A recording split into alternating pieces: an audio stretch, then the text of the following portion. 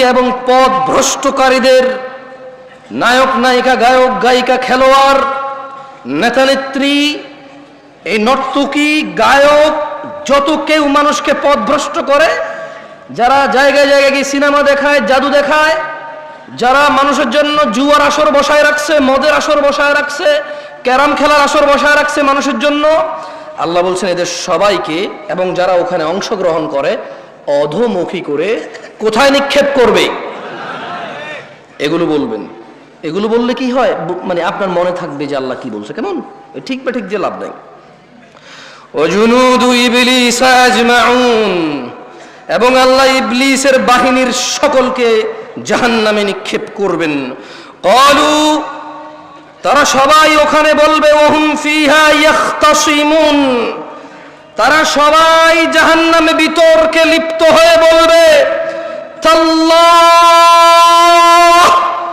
আল্লাহর কসম, ইন কুন্না লাফি দালালিম মুবিন, আমরা তো স্পষ্ট পথ ভ্রষ্টতায় নিমজ্জিত ছিলাম।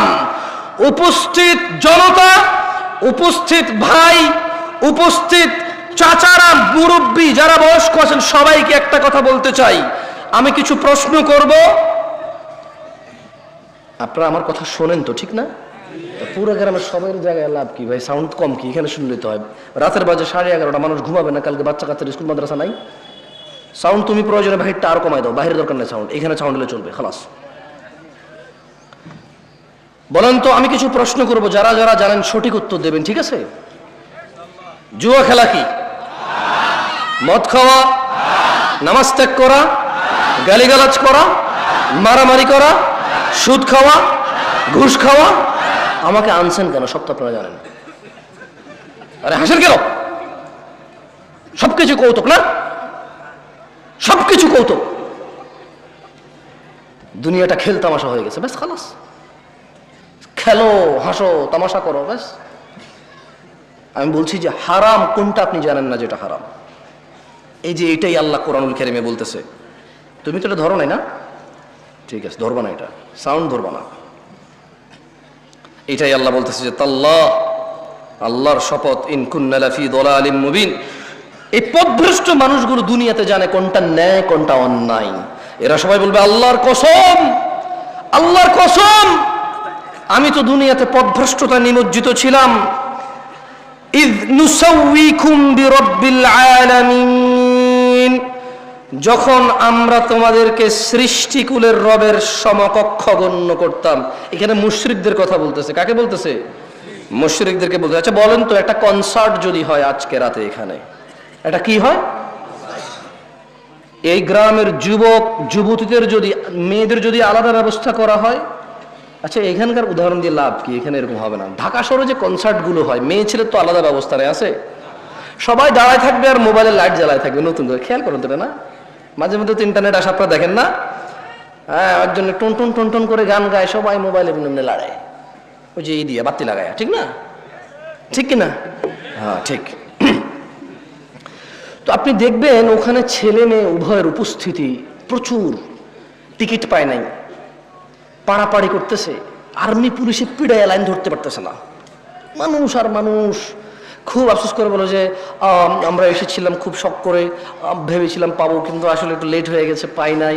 খুব শখ ছিল ওনার গানটা শুনবো, খুব শখ ছিল ওই মহিলার সাথে একটু ড্যান্স করবো, কিন্তু আসলে পাই নাই। বলে না, আপনার লজ্জাও লাগে না? বলে যে মানে ও নর্তকী ডান্স দেখতে যাবে, খুব আফসোস টিকিটটা পায় নাই, খুব আফসোস। পুলিশকে যখন ইন্টারভিউ নিতে, পুলিশ বলো যে এখানে আইন শৃঙ্খলা বাহিনী আরো বেশি মোতায়েন হওয়া দরকার ছিল, আমরা আগে থেকে বুঝতে পেরেছিলাম যে মানে পরিস্থিতি এমন করে থাকবে না, আমরা শুরু থেকে এসেছি, লাইন ধরার চেষ্টা করেছি, মানুষ বুঝতে চায় না, নাহলে আরো অনেক ক্ষয়ক্ষতি হয়ে যেত। মানে গান শুনতে যাবে সবাই, কি শুনতে যাবে? আপনি বলেন, বলেন তো, মিউজিক শোনা হারাম না হালাল? নাচ দেখা হারাম না হালাল? কে জানে না? একজন হাত তোলেন যে এটা জানেন না। একজন লোক হাত তোলেন যে জীবনে আজকে প্রথম জানছেন গান শোনা হারাম, এর আগে কোনোদিন শোনেন নাই, হাত তোলেন তো একজন। তা আমি তো একটু আগে এটাই বলছিলাম, আমাকে কেন নিয়ে আসছেন এই পৃথিবীতে? আল্লাহ যা নিষিদ্ধ নিকৃষ্ট করেছে প্রত্যেকটা সম্পর্কে আপনি জ্ঞান রাখেন। হয়তো কোন আয়াতে বলেছে নিষেধ, কোন হাদিসে বলেছে নিষেধ, এটা আপনি জানেন না, কিন্তু কাজটা যে নিষিদ্ধ এটা আপনি জানেন।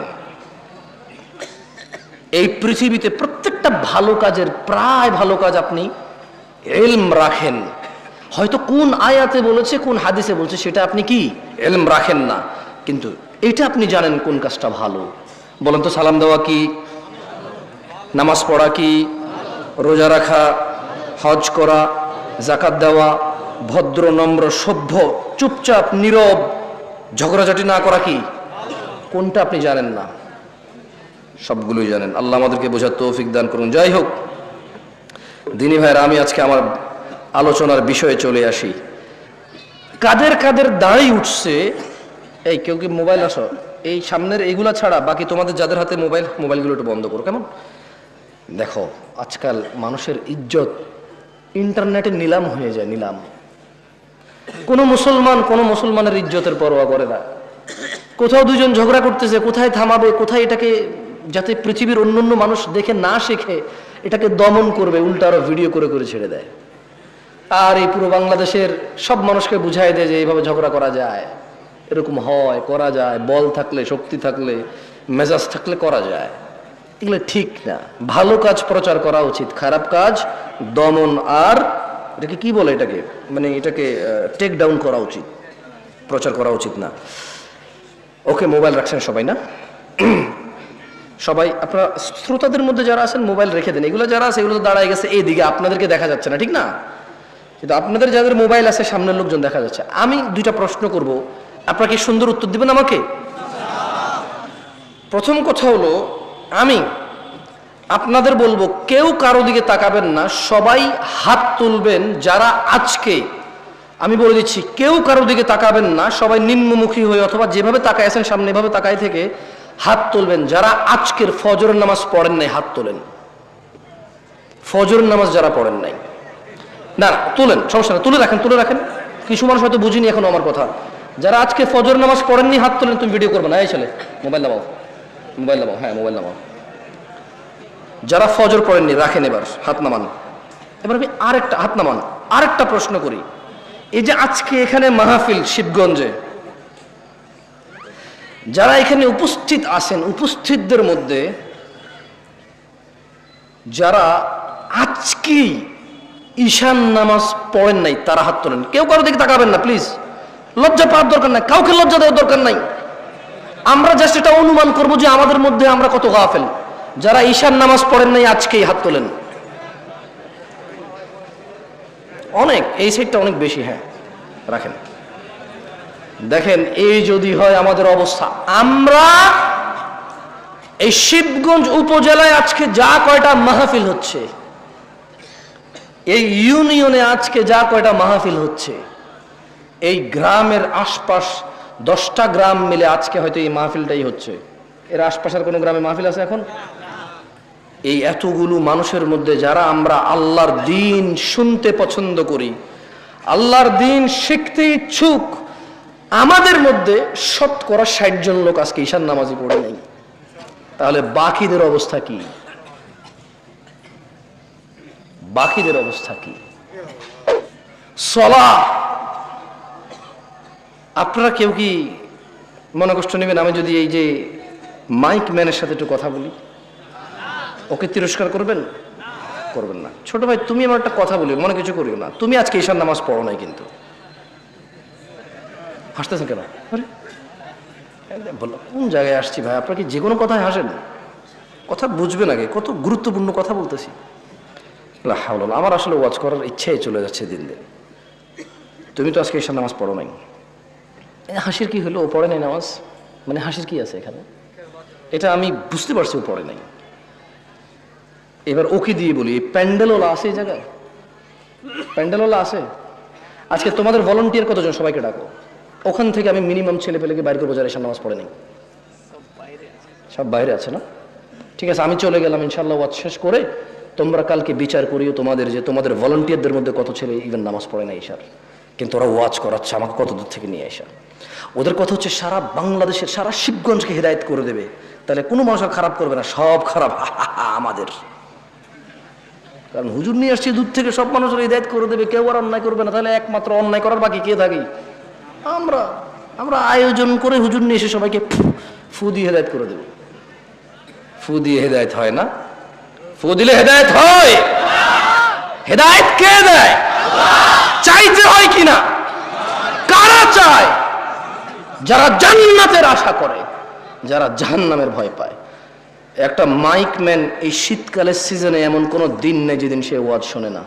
এদেশের ওয়াজ যদি মানুষের খুব বেশি একটা কাজে আসতো, সবার আগে ও সবচাইতে ভালো মানুষ হতো। আমি ওকে খারাপ বলছি না, আমি ওকে মানুষ হিসেবে খারাপ বলছি না। আমার ওয়াজ যদি কারো কাজে আসতো, আমি বিলিভ করি প্যান্ডেলওয়ালা, মাইকওয়ালা আর স্বেচ্ছাসেবক ভলান্টিয়ারদের সবার আগে কাজে আসতো।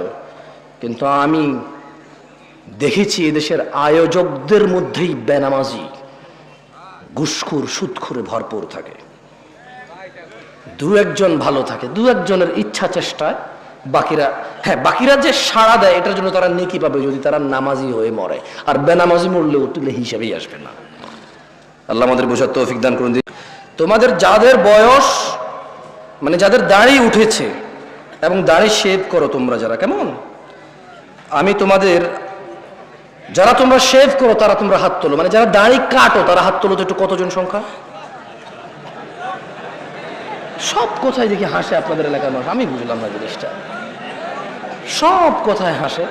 তুমি তো দাড়ি কাটো, হাত তুলছো না কেন? কেউ ভিডিও করবে না, কেউ ভিডিও করবে না।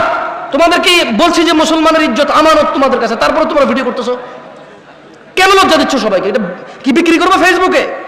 ফেসবুক মানে মুসলমানদের ইজ্জত ফেসবুকে বিক্রি করে দিবা? হাত তোলো যারা শেভ করো, দাড়ি কাটো যারা, ছোট করো, শেভ না ছোট করো, এই একটু সাইজ করো যারা, তারাও তোলো, তোলো তোলো তোলো তোলো। হাত নামাও, হাত নামাও। জান্নাতে যেতে চাও? তবে শোনো, শিবগঞ্জের মানুষ 20 মিনিট কথা বলবো, আর ইনশাআল্লাহ সর্বোচ্চ 20 মিনিট কথা বলবো ইনশাআল্লাহ। দেখো তোমার জান্নাতে যাওয়ার জন্য কোনো কিছু পাও কিনা, যেটা তোমার মানতে ইচ্ছে হবে, যেটা তোমার শিখতে ইচ্ছে হবে, করতে ইচ্ছে হবে, আর জান্নাতে যেতে ইচ্ছে হবে। قال الله تعالى إن الدين عند الله الإسلام, নিশ্চয়ই আল্লাহর কাছে একমাত্র মনোনীত দিন হচ্ছে ইসলাম। وما اختلف الذين أوتوا الكتاب إلا من بعد ما جاءهم العلم بغيا بينهم, আর যাদেরকে কিতাব দেওয়া হয়েছিল তারা কেবল নিজেদের পরস্পরের নিজেদের ঝগড়াঝাটির বলিবশত হয়ে বিদ্বেষ পোষণ করেছে। তাদের কাছে জ্ঞান আসার পরেও জেনা করা কি, দাড়ি কাটা কি, সুদ খাওয়া কি, ঘুষ খাওয়া কি, মারামারি করা, বাপ মায়ের অবাধ্য হওয়া, নামাজ ত্যাগ করা, গালিগালাজ করা, আল্লাহ বলছে জ্ঞান আসার পর নিজেদের বিদ্বেষ, নিজেদের একজন আরেকজনের সাথে প্রবলেম, এই দল ওই দল, ও দল এই দল, ওরা হানাফি করে, এটা শাফি করে, এটা মালাকি করে, ওটা হাম্বালি করে, ওটা চিশতি করে, ওটা সাবরি করে, ওটা তরিকত করে, ওমুকে ওটা হাকিকত করে, ওটা মারেফত করে, হ্যাঁ ওটা চিশতি করে। এই শুধু মানে এটা কেন করবো না? এটা তো সুন্নত। বলছে যে এটা ওয়াহাবি করে। তো এটা কেন করছো? এটা তো বিদআত। বলছে এটা ওয়াহাবিরা করে না, আমরা করি। মানে ইসলামের সাথে ওর কোনো প্রবলেম নাই, কোরআন সুন্নাহর সাথে ওর কোনো বিদ্বেষ নাই, কিন্তু শুধু ওই অমুক দল এটা করে তাই ও করবে না, অমুক দল এটা করে না তাই ও করবে। আল্লাহ বলছে যে জ্ঞান আসার পর নিজেদের পরস্পর বিদ্বেষ বশত তাদের নিকট জ্ঞান আসার পর তারা মত অনৈক্য ঘটিয়েছিল। ওয়ামান ইয়াকফুর বিআয়াতিল্লাহ, শিবগঞ্জের যুবক ও বৃদ্ধরা, যে ব্যক্তি আল্লাহর আয়াত সমূহ থেকে মুখ ফিরিয়ে নেবে, ফাইন্নাল্লাহা সারিউল হিসাব, তবে নিশ্চয়ই আল্লাহ দ্রুত হিসাব গ্রহণকারী। জেনে রাখো, তোমরা যারা রোনাল্ডো, রিভালদো, খেলোয়াড়, নায়ক, নায়িকা, গায়ক, গায়িকার অনুসারী রয়েছো, তোমরা যারা তাদের মতো চুল রাখো, প্যান্ট পরো, জামা কাপড় পরো, গান গাও, গান লেখো, কবিতা করো, ওইভাবে ভালোবাসো যেভাবে তারা ভালোবাসে, ওভাবে ঘৃণা করো যেভাবে তারা ঘৃণা করে, তারা দুঃখে তোমাদেরকে নাটক করে দেখায়, ফাঁসি দিয়ে দেয়, তোমরাও দিয়ে দাও। তারা তোমাদেরকে নাটক করে দেখায়, তারা ভালোবাসলে দুনিয়ার সবার সামনে বলে যে সবার সামনে বলতে পারি আমি তোমাকে ভালোবাসি, তোমার লাজ লজ্জা শরম সব বেঁচে খেয়েছো, কারণ নাটকে দেখেছো সে ভালোবাসে তার প্রেমিকার হাত ধরে দৌড়ায় চলে গেছে সবার সামনে দিয়ে, তুমি দৌড়াও। তুমি দেখেছো নাটকের নায়ক পার্কে গিয়েছে তার প্রেমিকাকে নিয়ে বাদাম খাচ্ছে হেঁটে হেঁটে, তুমিও এখান থেকে একদিন ছুটি পেয়ে বান্ধবীকে বলো হ্যাঁ তুমি চলে আসো আমি আসতেছি, সিএনজি ভাড়া করে রিক্সা ভাড়া করে এমক তমক করে বন্ধু বান্ধব উপরে লাগায় বাদাম কিনে পার্কে হেঁটে হেঁটে খাও। এটা কার অনুসরণ? আল্লাহ নবীর অনুসরণ? এটা শিখাইছে কে বলো তো? এখন বলবো জামশেদ ভাই আপনি বেশি বেশি আজকে সিনেমার না গায়ক গায়িকা নায়ক নায়িকা বলছেন, কে শিখাইছে তোমাকে যে প্রেম মানে এটা তোমাকে এই মানে এই ভালোবাসা, মানে ভালোবাসলে পার্কে যেতে হয়, হাত ধরতে হয়, বিয়ে করা ছাড়া, তারপরে গান গিয়ে গিয়ে ছবি তুলতে হয়, বাদাম খেতে হয় হেঁটে হেঁটে জনসম্মুখে, তারপর দুজনে মিলে ছবি তুলতে হয়। তুমি এই শিক্ষা পেয়েছো কোথায়? তোমার আব্বা তোমার আম্মার সাথে এরকম করেছিল? তোমার দাদা তোমার দাদির সাথে? তোমার নানা তোমার নানির সাথে? তোমার মামা তোমার মামির সাথে? Where did you get this learn? What did you learn this? তুমি শিখছো কোথায়? এটা কে শিখেছে তোমাকে বলতে পারো? মানে এটাকে ভালোবাসা বল, এটা কে শিখেছে তোমারে? কোন একটা মেয়েকে বিয়ে করো নাই, দেখছো খুব সুন্দর লাগছে, আর যেটা সুন্দর ওকে সবার কাছে সুন্দর লাগবে, আশ্চর্য। যে মেয়েটা সুন্দর ওই মেয়েটা শুধু তোমার চোখে সুন্দর লাগে এরকম না, সবার চোখে সুন্দর লাগবে ওটাকে। এখন তুমি ওকে চিঠি দিবা, পত্র দিবা, বোন ভাই এই সেই হ্যানত্যান দিয়ে ওর সাথে জোর করবা, ওর পিছিয়ে পিছিয়ে পিছিয়ে পিছিয়ে পিছিয়ে ঘুরবা, এরপরে ওর সাথে তুমি লাইন কানেকশন করবা, বংবাং করবা। তোমাকে কে শিখাইছে যে এইভাবে মেয়েদের সাথে কানেকশন রাখা যায় বিয়ে না করে? ইসলাম তো বিয়ে করা ছাড়া কোনো মেয়ের আশপাশে যাওয়ার কোনো শিক্ষা নাই ইসলামে। তুমি কোথায় শিখতে পাইছো বলতে পারো আমাকে? বলেন তো কোথায় শিখছেন? নায়ক নায়িকারা শিখাইছে। কে শিখাইছে? নায়ক নায়িকারা শিখেছে। আল্লাহ আমাদেরকে বুঝার তৌফিক দান করুন, আমিন।